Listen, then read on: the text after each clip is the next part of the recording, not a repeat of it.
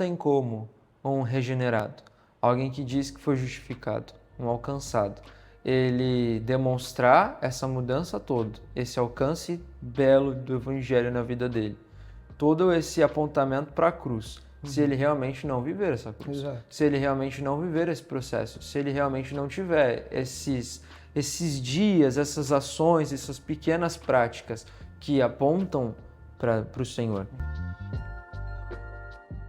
Fala pessoal, tudo bem? Eu sou o André. Sejam bem-vindos a mais um episódio do Teologia Sem Açúcar. Eu estou aqui muito feliz em estar com esse cara aqui ao meu lado, o Reverendo Daniel. Obrigado, Dani, por ter aceito voltar aqui no nosso podcast, nesse formato um pouco diferente, né? Eu tenho que agradecer ele também porque ele está me recebendo na casa dele, então está sendo um episódio muito especial.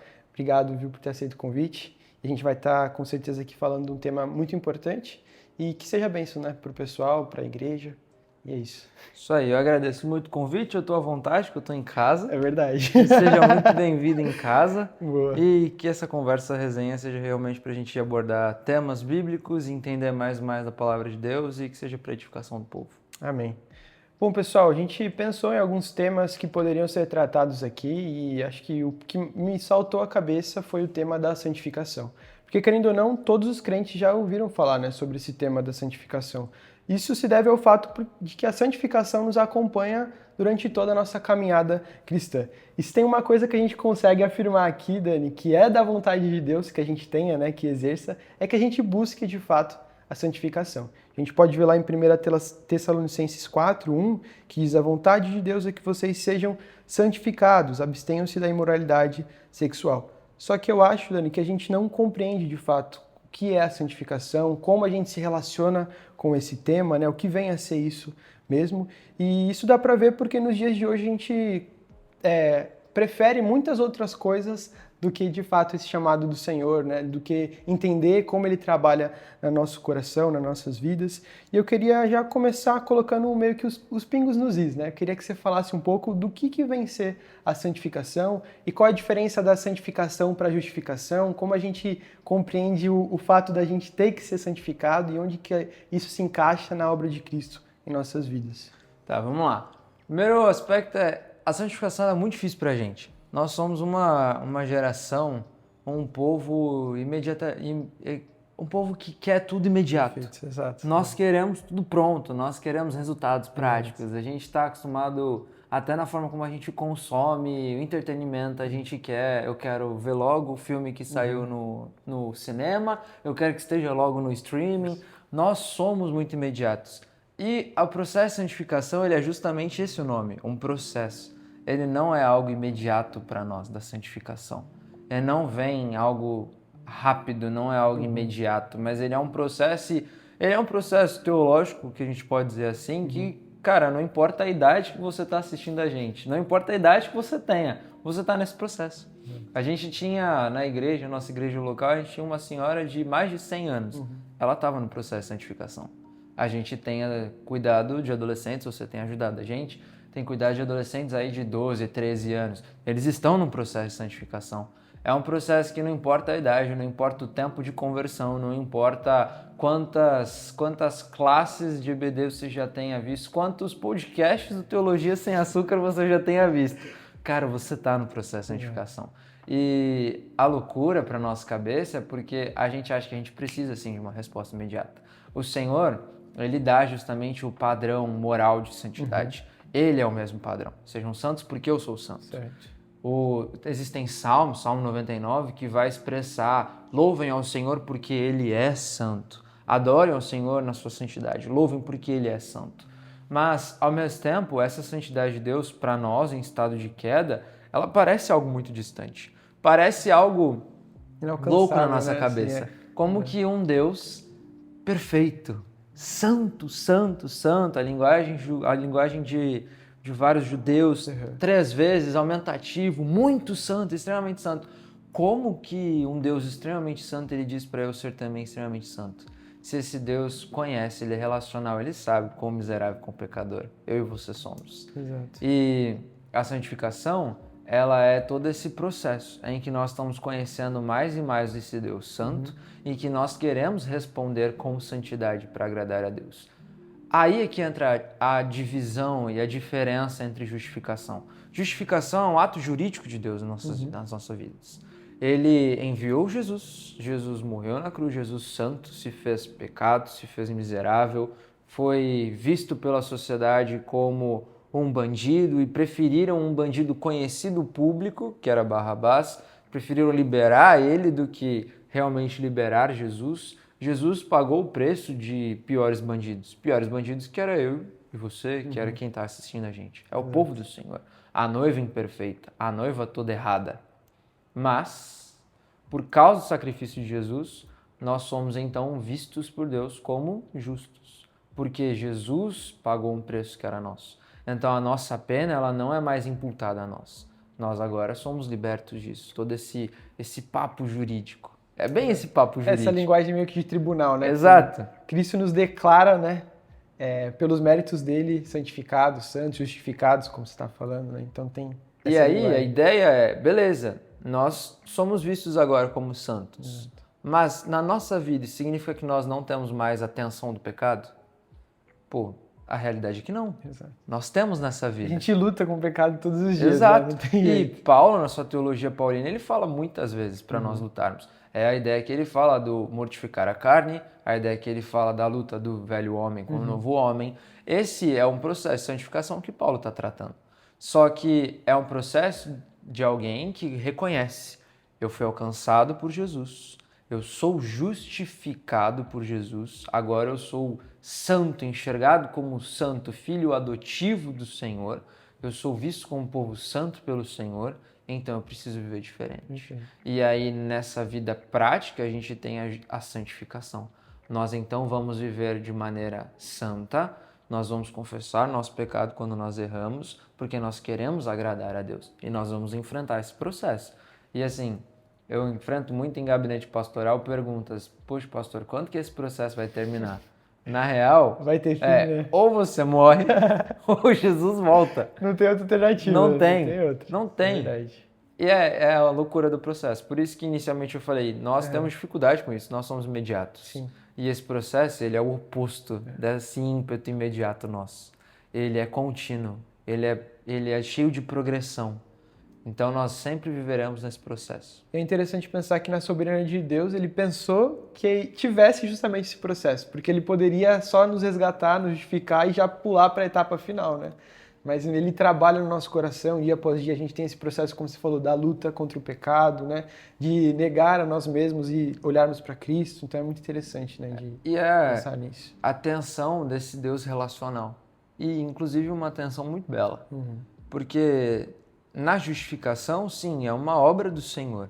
O Senhor enviou Jesus, Jesus cumpriu o plano perfeito, Jesus fez sacrifício por nós, nós somos justificados por causa de Cristo. A meritocracia não está em nós, a responsabilidade não está na gente, mas na santificação não. Nós respondemos então a esse Deus relacional. Já que eu entendo a salvação, já que eu entendo a mensagem de Jesus, já que eu amo essa boa nova, então eu preciso viver da maneira que agrada ao meu Senhor. Como que é a maneira que agrada o meu Senhor? Sejam santos porque eu sou santo. Exato. Então eu preciso viver essa santidade com responsabilidade, respondendo a Deus com amor. E aí vem a tensão paulina. A velha carne, o velho homem e a nova vida, o novo homem. Então eu sou um novo homem, eu vivo dessa maneira. E quando ele fala muito, falando os Colossenses, falando aos Filipenses, falando em Efésios, essa linguagem dele ela é repetida e tem algumas variações, mas ele traz tudo isso mostrando, vocês já não vivem dessa maneira. Exato. Vocês vivem de uma maneira nova. Que maneira é essa? Esse processo de santificação. É interessante ver, Dani, na sua fala, que a gente consegue ver claramente essa separação de responsabilidades, né? A gente vê que o Senhor nos capacita a lutar, a correr. Em resposta a isso, como você falou, a gente deve buscar essa santificação. É interessante olhar também ao longo da narrativa bíblica como um todo, ver como que Deus se aproxima do seu povo, né? Dizendo: eu serei o vosso Deus e vós serei o meu povo.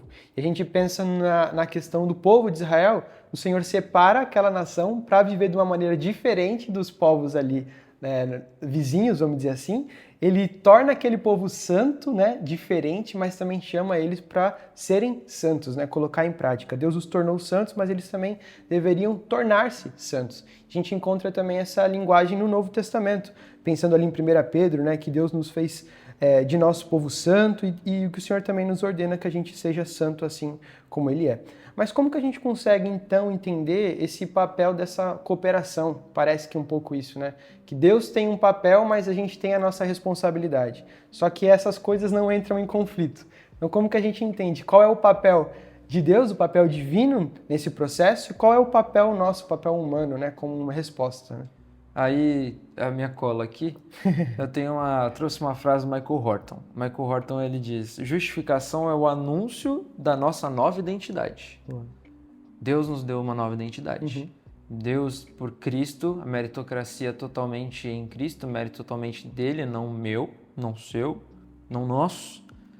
Ele fez para a gente viver a nova identidade que Ele nos dá. Nós nunca conseguiríamos fazer isso. E nunca conseguiríamos despertar essa identidade. Nem mesmo fingir uma identidade.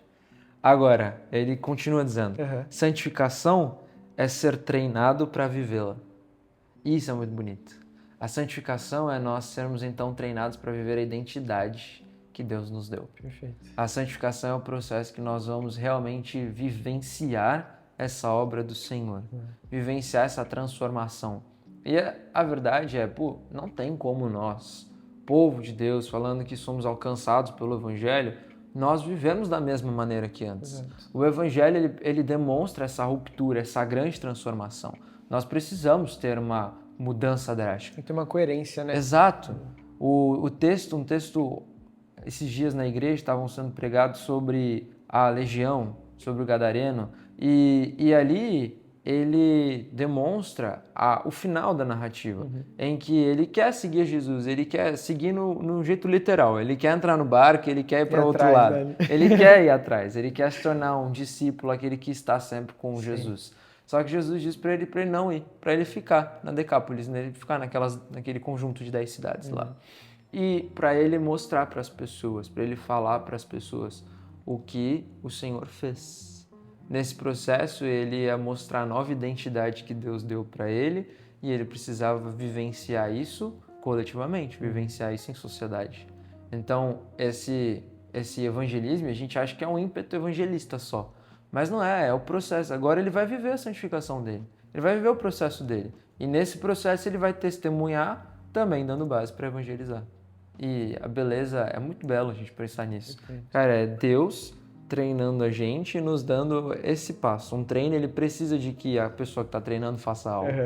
Ele nos treinando para nós vivenciarmos a identidade que ele nos deu. Cara, isso é muito bonito, chega a ser poético, né, de certa forma, assim, olhar como que um Deus santo, um Deus soberano, na sua graça, nos permite vivenciar isso, né?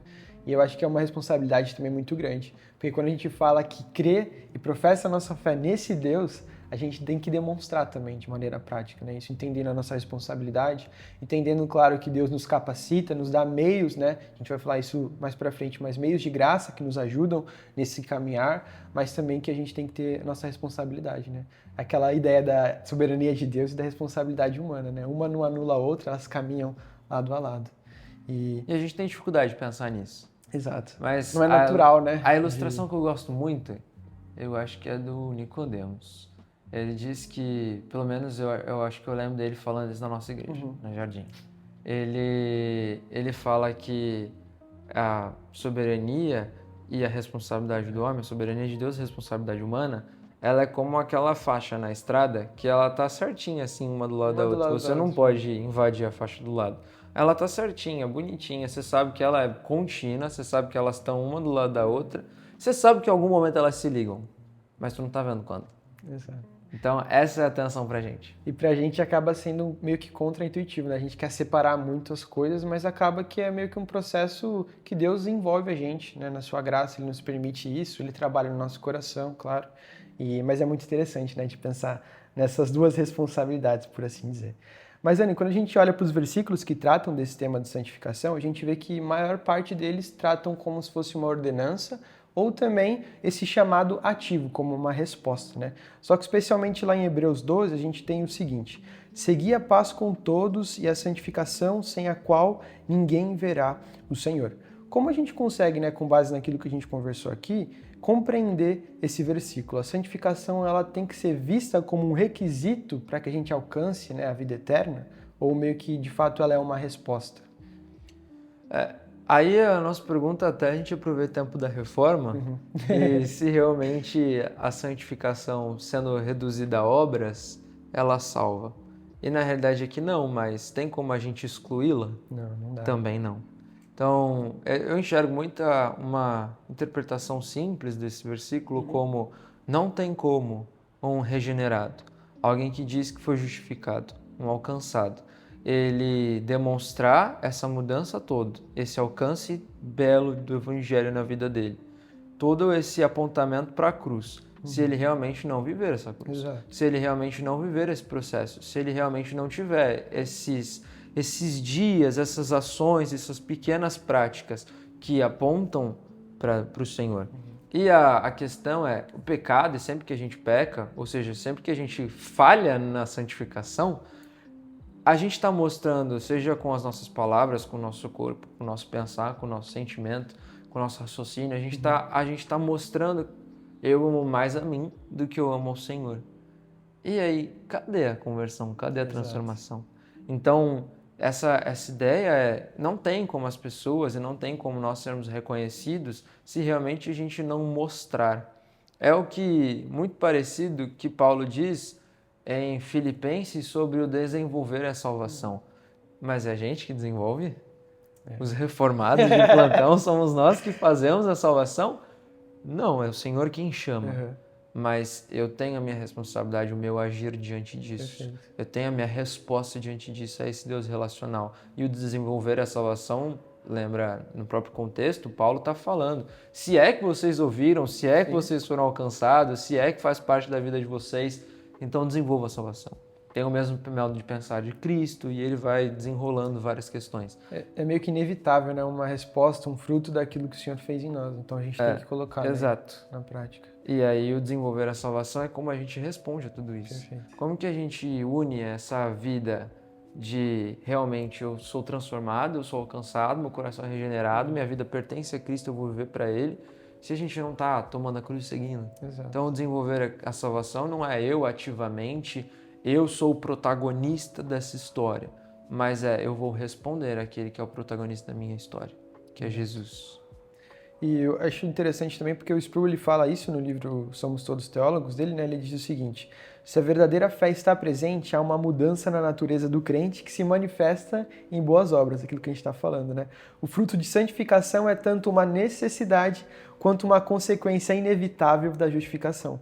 Então não tem como a gente viver de uma maneira diferente. Uma vez que a gente experimenta esse amor genuíno de Cristo por nós, a gente entende a beleza do Evangelho, não tem como a gente agir diferente, né? Por isso que a gente está falando aqui da coerência, né? Então tem que ter uma coerência naquilo que eu acredito, naquilo que eu digo crer, daquilo que as pessoas veem também na minha vida, né? Porque senão que testemunho é esse que eu estou dando para as pessoas, né? As pessoas do meu trabalho, as pessoas da minha escola, da faculdade, enfim, veem que eu posto coisas no Instagram, mas que a minha vida está totalmente avessa, né? Esse evangelho que eu digo crer, né? Então tem uma responsabilidade muito grande, né? O Keller, ele fala, não somos salvos pela santidade, mas não seremos salvos sem ela. Exatamente. E aí pega. Né? Mas, cara, pensando nisso, é interessante também ver como o Senhor nos auxilia, né, nesse processo, como a gente está falando. O Senhor nos dá recursos que nos ajudam nesse processo da santificação e do crescimento espiritual ao longo da nossa caminhada, né? Isso que a gente acaba chamando de meios de graça, né? Mas quais seriam esses meios de graça? O que o Senhor nos disponibiliza nesse sentido que nos ajuda na santificação? Tá.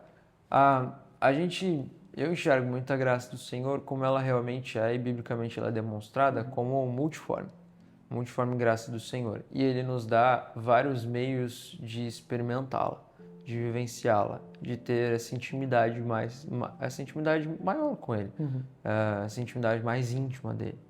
E toda a nossa forma de vida, o nosso testemunho, a nossa responsabilidade, a gente vai realmente desenvolvendo e vivenciando para a glória dele. Então, esse meio de graça, e aí existem muitas interpretações, mas já que a gente tem tentado uma forma prática, eu acredito que é todo aspecto de vivência que a gente tenha e que a gente pode testemunhar a glória dele. E nisso, falando especificamente sobre santificação, cara, quais são os pecados que nós mais temos caído? Porque, por exemplo, voltando para o lado do testemunho, do que adianta ir na minha casa? Ela pode estar bonitinha, eu acho que está bonitinha. Tá bonito.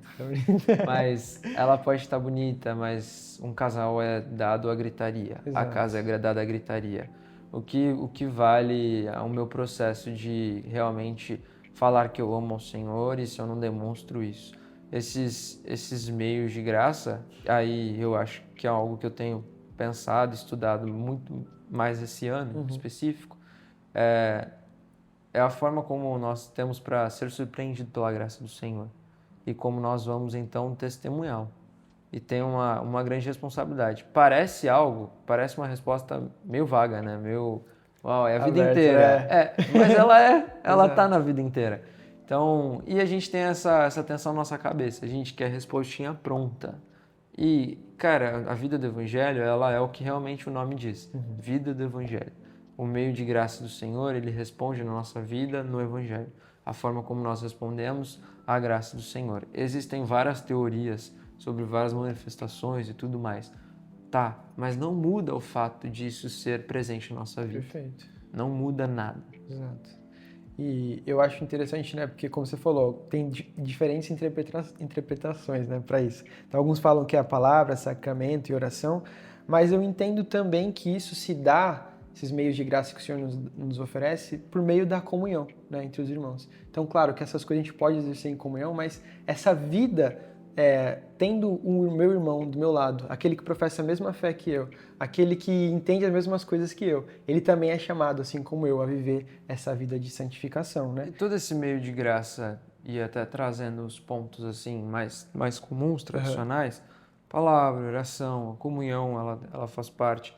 Cara, isso é a redundância da vida do crente. Exato. Não tem como. Tem como a vida de alguém disso, né? alcançada, não tem como. É por isso que eu falei, cara, traz aspecto da nossa vida, Exato. do nosso testemunho. Não tem como a gente fugir disso. Não adianta nada. A gente nunca vai ter processo de santificação se a gente não viver pela palavra. É ali que vai nos trazer a base para nós entendermos como é a santidade de Deus e o que Ele quer do seu povo sendo santo. Quando a gente ora para o Senhor, a gente está respondendo ao Senhor. E na própria oração, uma oração tão necessária nos cultos, é a oração de confissão. Sim. A oração de confissão nós estamos reconhecendo. Senhor, eu pequei. Eu preciso do teu perdão. Pelos méritos não meus, mas de Cristo. Pela graça que o Senhor estende a nós. Exato. Me perdoa. E me capacita. Me capacita a viver de maneira diferente. E aí o Senhor, ele responde nossas orações. A terceira pessoa da Trindade é quem realmente nos dá poder para nós vivermos mais distante do pecado. Sim. E a comunhão, ela tem um aspecto do nosso calcanhar de Aquiles, talvez. Porque todo esse sentido de testemunho, de mostrar a verdadeira salvação, de mostrar o seu caráter salvo, melhor dizendo, ele precisa ser em vida coletiva. Exato. A gente não vive sozinho. A gente vive em comunhão. Exato. E o povo de Deus é chamado para viver em comunhão, para adorar a Deus e para glorificar a Deus, também adorá-lo na forma como nós nos relacionamos. Sim. A beleza de Filipenses é trazendo esse aspecto tão prático, tão coletivo, tão social dentro da vida, no despertar da graça, no despertar da salvação, na vida em salvação. E nós somos chamados para vivermos em santidade. E nós viveremos demonstrando essa santidade aonde? Exato. No na corpo. Igreja, no coletivo, né? Na vida. Na vida, em comunhão. Então, é muito importante, é um meio de graça e ao mesmo tempo é o lugar que o Senhor nos coloca e a gente tem um baita desafio para vivermos. Com certeza. É interessante pensar nessa dinâmica do chamado que começa no pessoal, né, para a santificação, mas ele se estende para o coletivo. E talvez seja interessante, né, a gente pensar como que a gente pode exercer e caminhar com os nossos irmãos da igreja pensando nesse processo, né? Tendo, por exemplo, amizades com que eu possa confessar pecados, que eu possa estar ajudando na questão de desafios, enfim, né? Tendo essas conversas como a gente está tendo agora aqui sobre temas bíblicos. Queria que você falasse um pouco sobre isso, né? Como que a gente consegue caminhar em comunhão com a igreja ali, pensando na Indo para um santificação? aspecto mais de aplicação, né? Bom, primeiro, para jogar as coisas em cima da mesa você tem a responsabilidade como amigo na vida de alguém. Exato. E você precisa exercê-la para a honra e glória do Senhor. Sendo mais duro ainda, se nós não tivermos uma preocupação nas nossas amizades com o padrão de santificação, com o padrão de santidade, então nós poderemos ser mais boca do diabo do que realmente queremos estar apontando para Deus.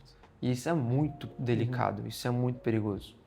Porque às vezes a gente, numa simples conversa, a gente pode estar deturpando um processo de santificação que alguém está vivendo. A gente pode estar ajudando, incentivando tentações. E isso é muito ruim para nós. Às vezes a gente pode estar envergonhando o testemunho da igreja. E infelizmente nós temos aí casos de pessoas que não querem ir para uma igreja por causa dos escândalos culturais, sociais. Exato. É um aspecto prático. Agora, o nosso aspecto talvez mais íntimo é como que eu, na minha vida, no meu casamento, no meu relacionamento com os meus pais, no meu olhar para, nosso caso, homens, no meu olhar para uma mulher, na mulher olhando para um homem, como que isso acontece? Porque o processo de santificação também está aqui dentro. Então, eu preciso pensar de maneira diferente. O Senhor Jesus, ele nos fala sobre um adultério, que é aquele que pensou já adulterou, já cometeu adultério. Então, o meu processo de santificação, ele também precisa ser... Eu preciso me cobrar das coisas malucas que tem aqui dentro. Exato. Então, existe esse aspecto prático, existe esse aspecto totalmente íntimo, existe esse aspecto totalmente pessoal que ninguém vai saber, a não ser que você fale, e aí falou besteira. Externaliza, né? É verdade. Então, existe essa loucura. É muito isolado, pode ser muito isolado, mas ao mesmo tempo pode ser muito escancarado. Então, acho que o aspecto prático tome muito cuidado como você manifesta suas opiniões em amizades. Inclusive, para quem que você se abre, por exemplo? Para quem que você confessa dificuldade em pecados? Exatamente. Para quem que você tem... quais são as pessoas que você tem falado? Inclusive aspectos de intimidade. Às vezes a gente pode falar coisas tão simples da vida ou coisas, às vezes, mais íntimas que o outro talvez não tenha maturidade suficiente para isso. Então, um caso próximo da gente, assim, recém-casados, aí no início de casamento, 2 anos, 1 ano de casamento, 1 ano e pouco. Cara, nós temos um assunto em comum. E esse assunto em comum pode trazer áreas de intimidade, por exemplo, que pessoas em namoro não precisam conversar, nem devem conversar sobre isso. Porque eles devem estar vivendo as tentações deles. Outra fase. Agora, é outra fase, é outra circunstância, então é outro tipo de assunto. Nisso a gente vai tendo esse feeling, essa triagem, e a gente vai diminuindo algumas coisas. Então, é saber com quem que eu posso conversar, qual o tipo de pessoa que eu estou conversando, qual o assunto que eu sei que essa pessoa ela é muito boa. Então, eu vou conversar com o André porque eu sei que ele é apaixonado por teologia. Então, eu sei que ele vai ter uma fala para mim que vai ser esse viés teológico, moderado. Eu não vou conversar, talvez, com o André sobre as loucuras da vida. Porque talvez ele não tenha tido experiências passadas. Então, ele não vai me ajudar tanto nesse caso.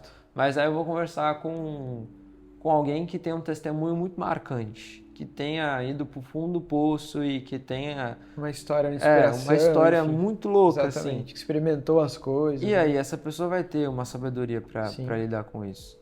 Então, a gente precisa enxergar essa diferença nas nossas vidas de amizade, porque essas diferenças elas podem se tornar muito edificantes. Mas, ao mesmo tempo, se nós não usarmos de sabedoria, elas podem se tornar muito desgastantes. E eu acho que também acaba se baseando um pouco nessa sabedoria bíblica nossa prática, né? Então, por um lado, eu consigo olhar para as coisas ao meu redor e ver quem são as pessoas certas nesse sentido, mas também que a gente tem que ter esse movimento de se aproximar do Senhor para ser essas pessoas para os outros, né? para a gente se colocar à disposição de falar, pô, eu tô aqui para falar sobre esse assunto, eu tô aqui já criando vamos dizer assim, ambiente que não vai ter fofoca, que não vai ter essa questão que você falou de puxar a pessoa para um lado pior ainda, né, do pecado. Então, é interessante de pensar nesse sentido, né?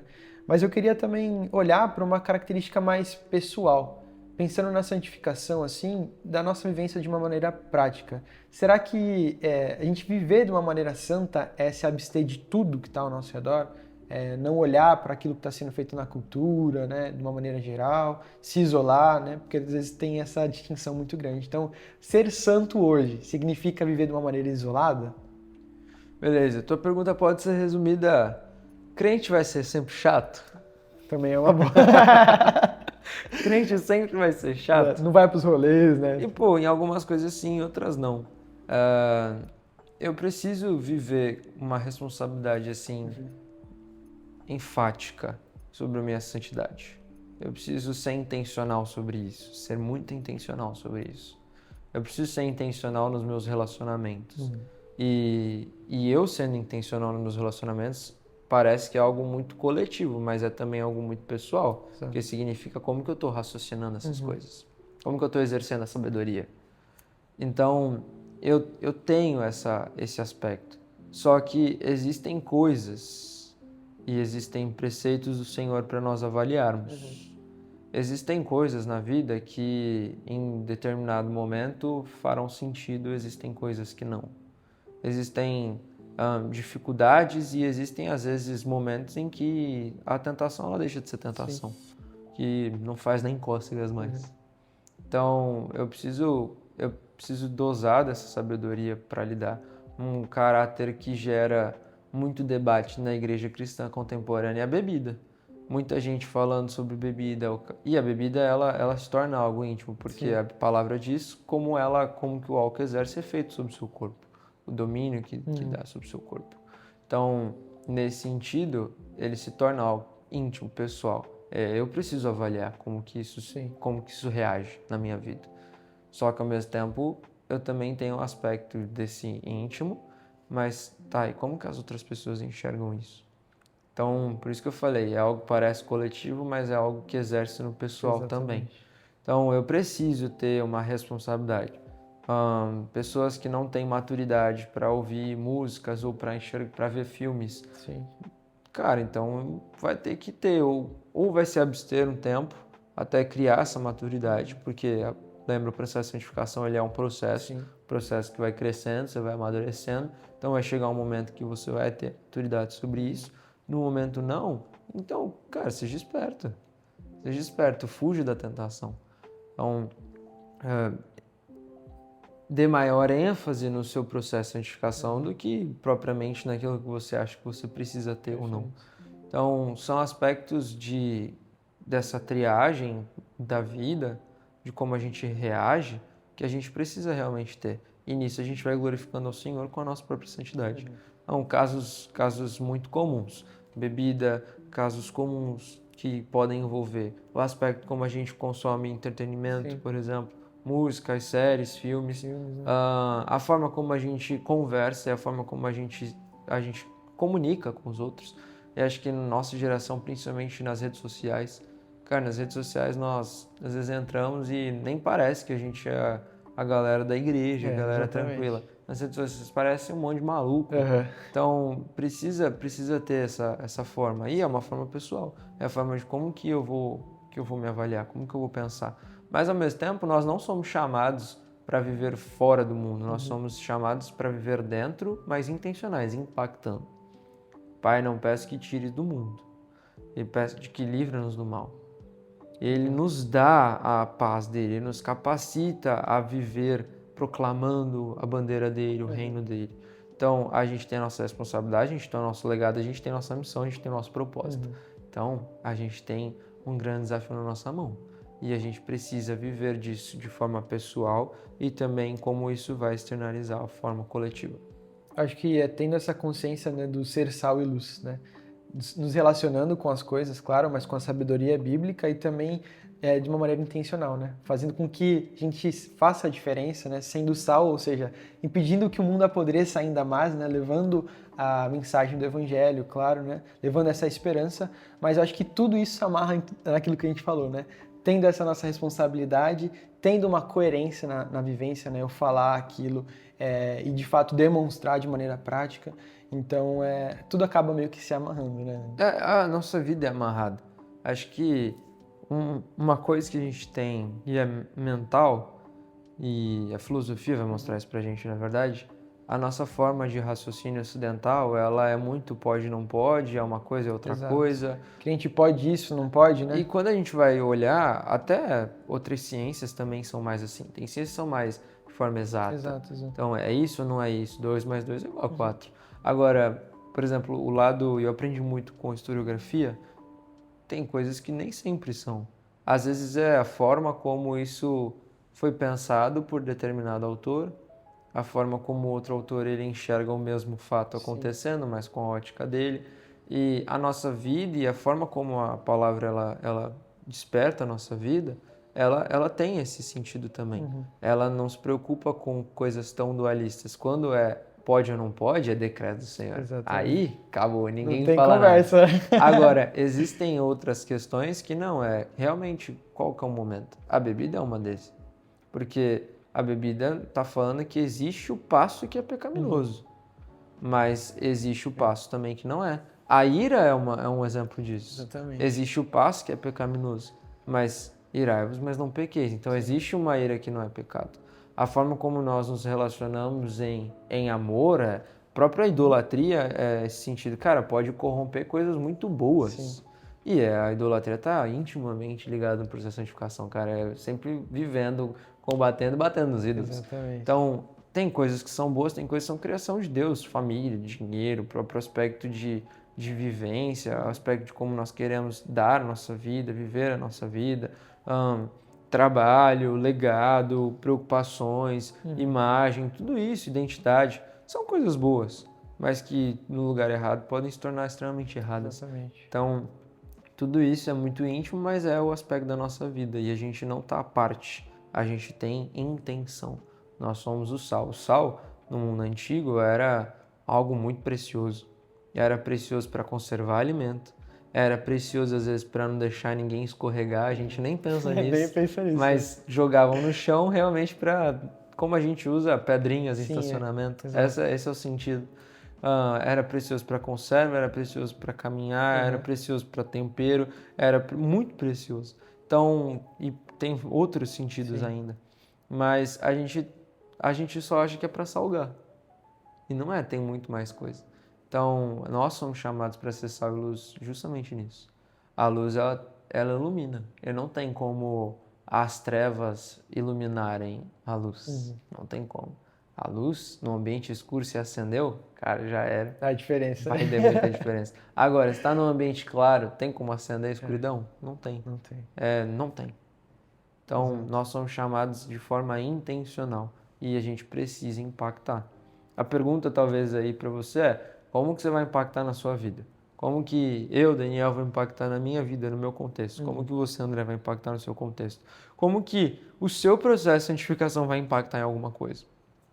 Talvez as pessoas vendo que você está realmente diminuindo alguns pecados, que você está agindo diferente. Sim. Talvez você largando alguns vícios. Vícios que nem sejam considerados realmente pecados, mas que trazem mais atritos no seu relacionamento. E você está, então, deixando isso de lado para viver em maior harmonia. Cara, tem muitas hipóteses.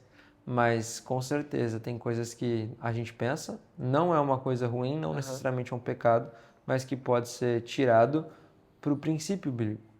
Se edifica, então vai. Não edifica, Senão, então não gasta tempo. Obrigado. Cara, e por fim, Dani, acho que seria interessante uma mensagem de encorajamento no sentido de que a santificação ela é um processo e eu acredito que às vezes a gente está mais alto nesse processo e às vezes mais baixo, né? Então a gente luta constantemente, como a gente falou.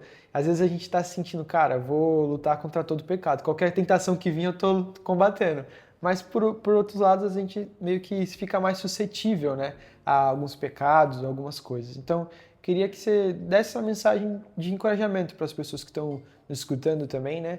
De como que a gente pode não desanimar nesse processo, né? Entendendo que é um processo e continuando, né?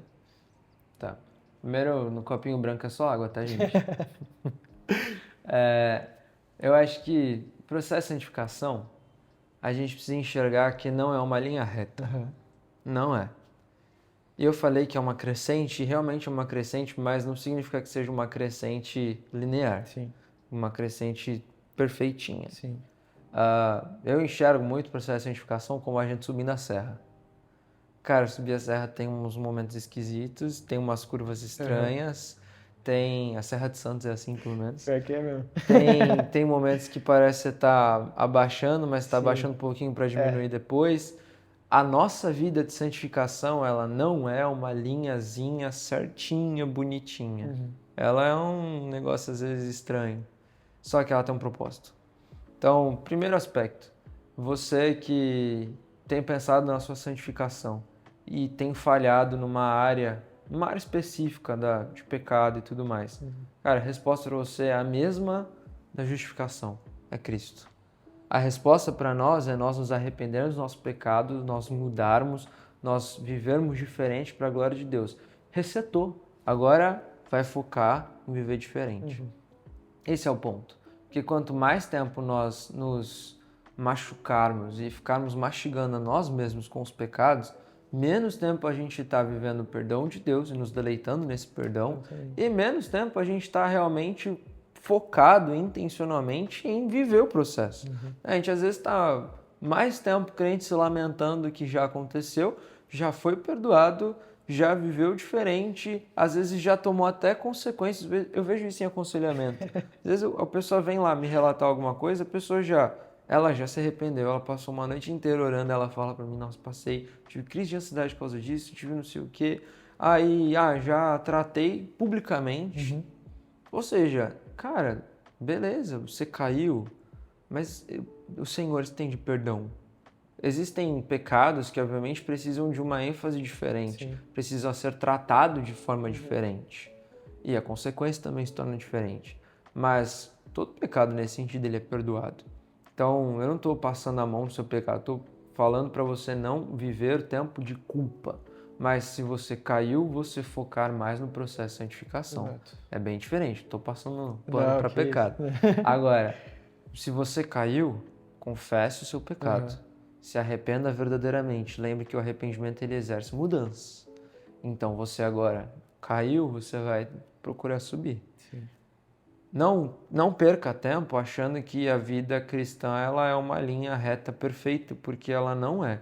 E aqui eu não estou falando, você sempre vai pecar. Eu estou falando que você não precisa. Tem momentos que às vezes a gente está mais firme, no sentido até de dúvidas. Não tenho dúvidas teológicas, não tenho problema, nada disso. Tem um momento que a gente está pensando coisas que a gente até já sabe a resposta. E a gente que gosta muito de teologia, a gente tem esses dilemas. Às vezes a gente está pensando, mas será? E a gente está discutindo um monte de coisa, e aí de repente a gente, mas eu já estudei sobre isso. A nossa vida é como a cabeça de um teólogo, né, na real. Ela tem esses caminhos esquisitos. Assim, né? Várias... É meio sinuoso, assim. Sim. Mas ela não precisa ser perfeita. E o ponto principal é: pare de gastar tempo achando que o processo de santificação precisa ser uma linha perfeita. Não é. O Deus que nos chama para vivermos santificação, Ele é um Deus perfeito. Ele é um Deus absolutamente perfeito. E Ele sabe quão sinuoso nós somos, quão errantes nós somos. E Ele nos estende perdão, para que nós então continuemos a avançar no processo de santificação. Exato. Então, ao invés de gastar tempo na culpa, ao invés de gastar meses se culpando, cara, seja rebelde com o seu próprio pecado. Não tolere mais ele. Mude de forma, mude de vida e vá continuar o seu processo. Ao invés de ficar tanto tempo focado na queda, nesse tempo de santificação, cara, caiu um pouquinho, eu preciso levantar. E eu vou levantar para a honra e glória de Deus e pelos méritos de Jesus. E, cara, é importante saber que a gente não está sozinho, né? O Senhor está do nosso lado nos capacitando a isso. Por meio do Espírito Santo, Ele nos ajuda, né, nessa batalha. Ele nos dá, como a gente falou, os meios de graça, que seja a comunhão também. Então, é importante saber disso, que a gente não está sozinho, né, nesse Eu quero processo. desafiar você que está vivendo aí nesse seu processo, todo mundo tá? Não viva sozinho o processo de santificação. Procure ajuda pastoral, procure amigos, líderes, pessoas que realmente você enxerga que tem uma bagagem bíblica importante, que tem um caráter que é usado pelo Senhor. Não vai procurar qualquer pessoa, porque não dá também, né? Não dá. O Paulo, quando ele diz aconselhem-se na verdade, ele está trazendo a verdade no sentido da própria Bíblia como verdade. Então, aquele que deve ser seu conselheiro deve ser aquele que manuseia bem a Bíblia. Deve ser aquele que lembra dos princípios bíblicos. Aquele que te aproxima mais de Deus, nesse sentido, da palavra de Deus. Então, procure essa ajuda, procure boas palavras, procure bons pastores, procure aconselhamento bíblico, procure realmente você fugir dos seus pecados. E um outro ponto é, vamos parar de fingir que a gente não vive o processo de santificação. Porque todo crente vive. Então a gente precisa parar com essa ideia de que nós somos santos e intocáveis. Sim. E a minha vida ela é absolutamente perfeita e quadradinha, não acontece nada, porque ela não é. E a palavra a todo momento nos lembra que ela não é.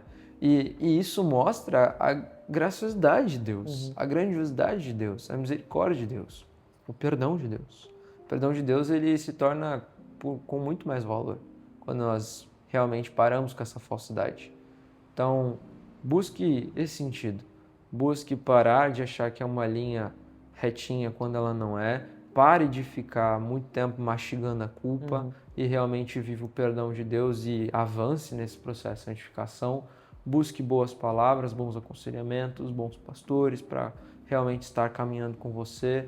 E pare de ser fingido de achar que você é santo, você é perfeito, que você nunca vai errar, porque você é errante e nós somos errantes. E a diferença é, nós somos errantes que são justificados e que agora tem plena consciência, ainda mais depois do podcast, que nós temos um processo de santificação. Não tem mais desculpa mesmo. É isso aí. No fim de tudo é tomar vergonha na cara, né? E viver o evangelho de fato. Também. Toma vergonha na sua cara. Mas, Dani, obrigado, cara, pelo papo. Foi bênção pra mim e com certeza pro pessoal que tá escutando, né? Eu sei que esse tema é muito recente porque é uma luta que a gente tem contínua, né? De modificar o nosso eu, de não fazer aquilo que eu quero, mas fazer aquilo que glorifica de fato o Senhor, né? E como isso se relaciona com toda a nossa vida.